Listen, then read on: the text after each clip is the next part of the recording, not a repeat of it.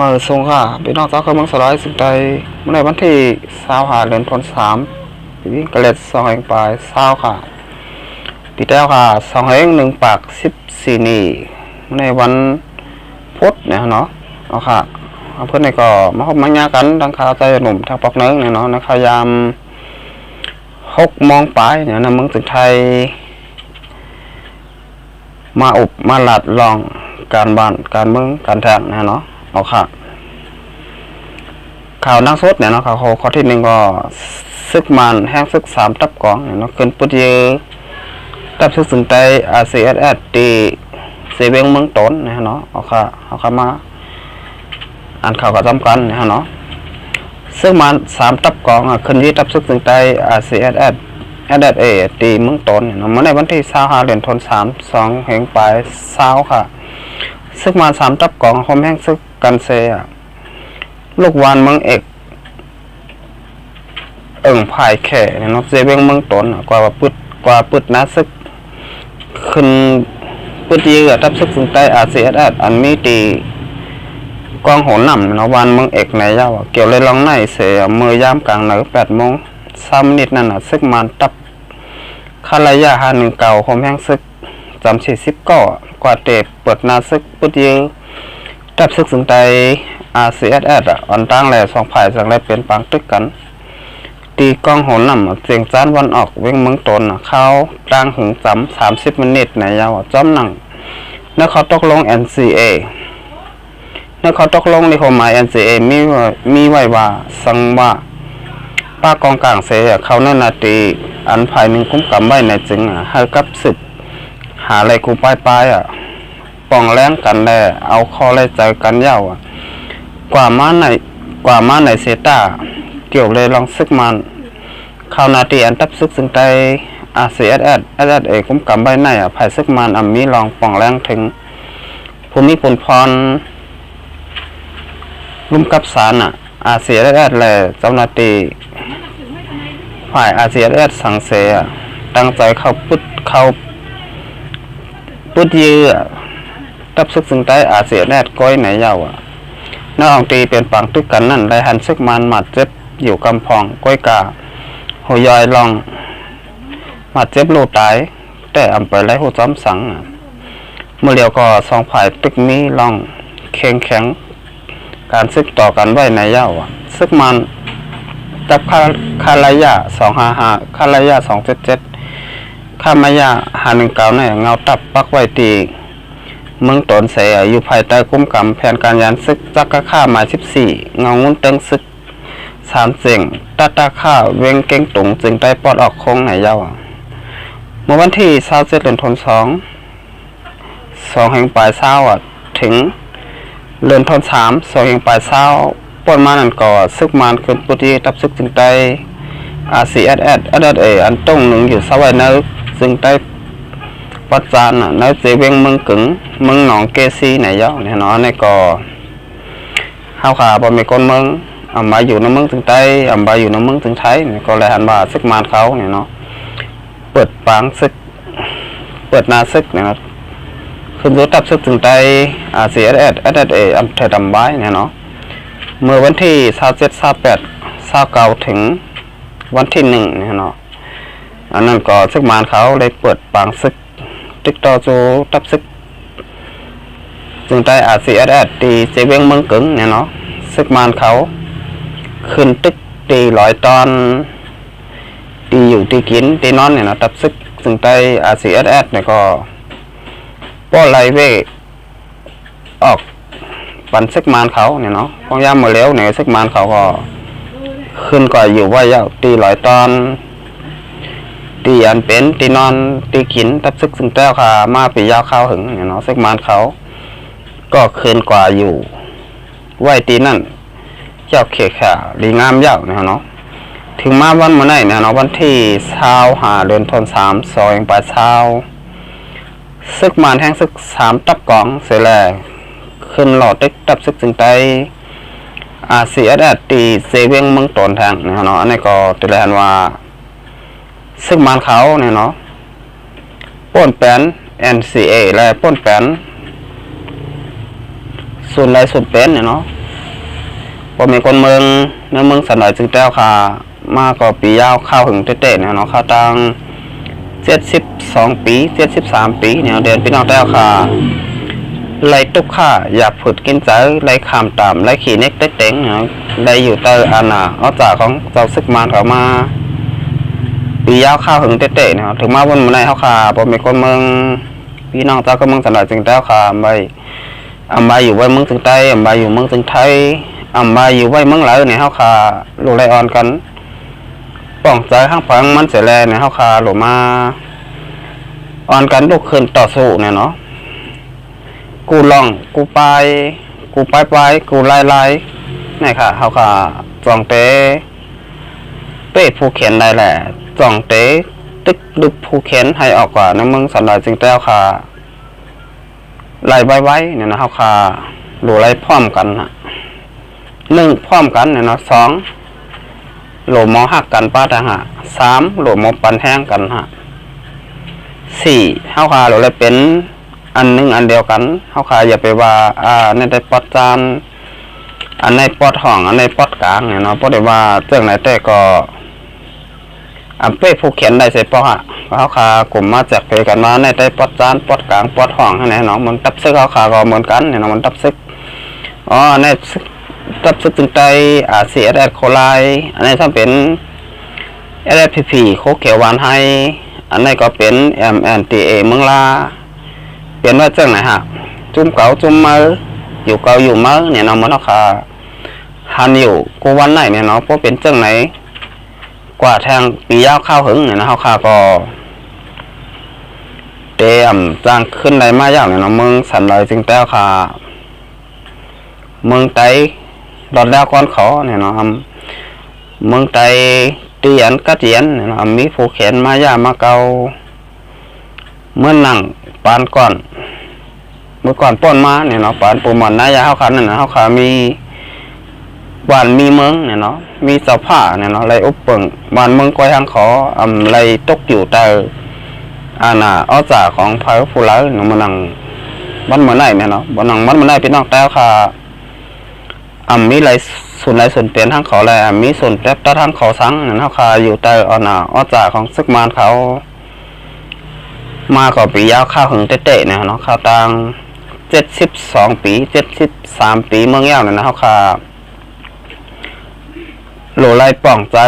ห้างผ่อยห้างมันยาวเนี่ยเขาคาเมื่อน่ะเขาคาเป็น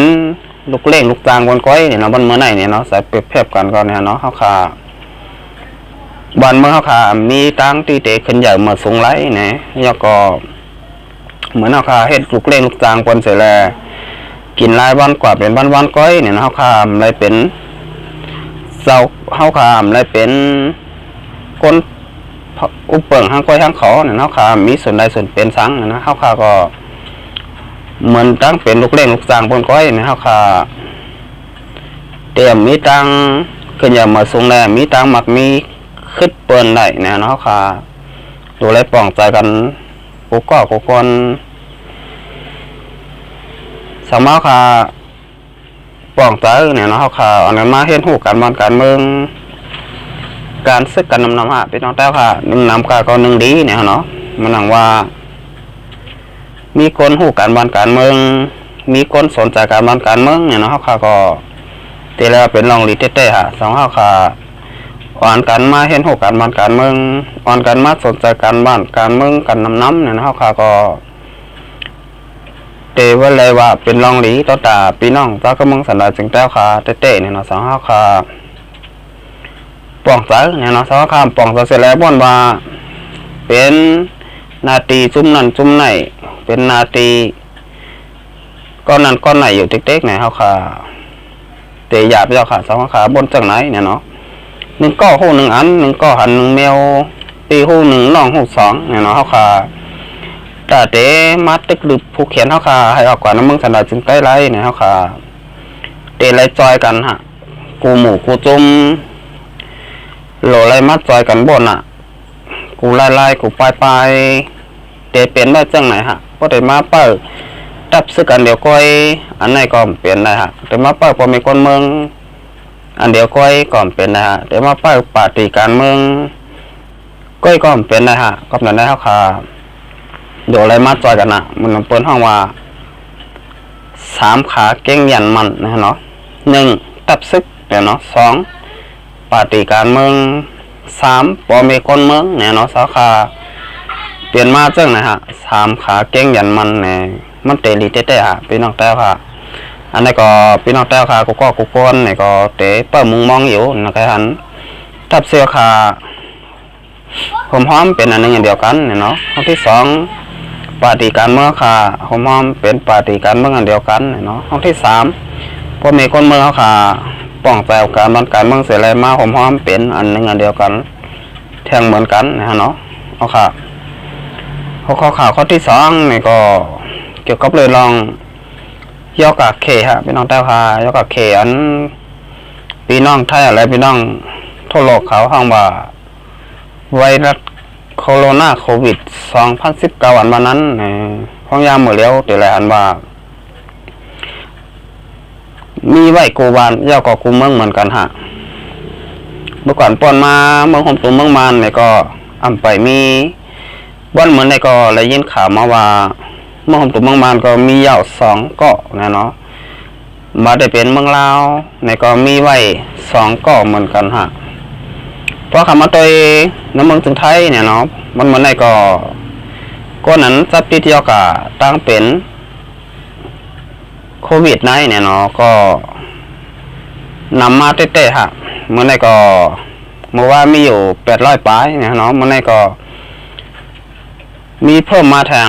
100ปลายเนี่ยเนาะทั้งหมดก็จำเพลงเนี้ยค่ะเกาปากปลายเย้าเนี่ยเนาะนี่ก็หนูไรฟังถึงเนี่ยพี่น้องแต้วค่ะกูกอนเตียนไปต้องโตและต้องตื่นเนี่ยเนาะก็ว่าสังเขาคามต้องโตและต้องตื่นเขาคาบนว่ามันมาถึงโตเท่าไรเนี่ยเลยเจ้าไหนเนี่ยเขาคาอย่าไปว่นเจ้านั้นฮะเขาคาอย่าไหวมอมังเสกัมเนี่ยเขาคาหรือไหวสติมินิยะเนี่ยเนาะก็ว่ายกขาตั้งเป็นโควิดเนี่ยเนาะอันพี่น้องแต้วห้องกันมายกกะเขเนี่ยเนาะคาราเขเนี่ยเนาะอันนี้ก็หัวเตเปลี่ยนไปจังหื้อเนี่ยกว่าแทงมันมือหนาเนี่ยนะครับค่ะกว่าจำตางกว่าตั้งเสียมบานเนี่ยนะครับค่ะใส่ผ้าปิดปากปิดจมูกกันกูกอนเกี่ยวกับใกล้ล่างมือปั่นบ่อยๆนะเนาะล่างเลยน้ำยาแอลกอฮอล์เนี่ยก็มีขายอยู่ที่ร้านขายยาก็มีเซเว่นก็จะมีเหมือนกันเนี่ยนะครับค่ะซื้อมาใส่น้ำยาแอลกอฮอล์เนี่ยเกาหลีเจลล้างมือเกาหลีเนี่ยอันนี้มันเดฆ่าไวรัสโคโรนาโควิดนี่แหละนะฮะเนาะอันนี้เขาฆ่าโดยไรป้องกันเนี่ยนะเขาฆ่าโดยไรไวสติวิทยาเขาฆ่าอย่าไปไวเมามังเนี่ยเนาะก็ว่ายอกาตั้งเป็นโควิด2019ในง่ายๆเนาะเป็นอันดีโกเต้ๆฮะพี่น้องไทยมาได้เป็นพี่น้องทั่วโลกเขาเนี่ยก็พยายามมาเลี้ยวเนี่ยก็อ่อนกันบัดโกเต้ๆว่าฮะก็นั่นแหละพี่น้องแต่ค่ะโดไรป่องใจห้างผอยห้างมันยาวเนี่ยเนาะยาวกว่าทางลองหนึ่งเนี่ยเนาะพยายามมาเลี้ยวลงปองตึงเมืองไทยก็ประกาศภาวะสถานการณ์ฉุกเฉินเนาะนี่ก็เตเป็นมาทางเจ้าหืออันวันนั้นหูเลยฮะก็ว่าสังว่าเปิ้นนำปันออกขึ้นกลางขึ้นหือนั้นเตรียมปันออกขึ้นกลางบ้านหือเขาค่ะก็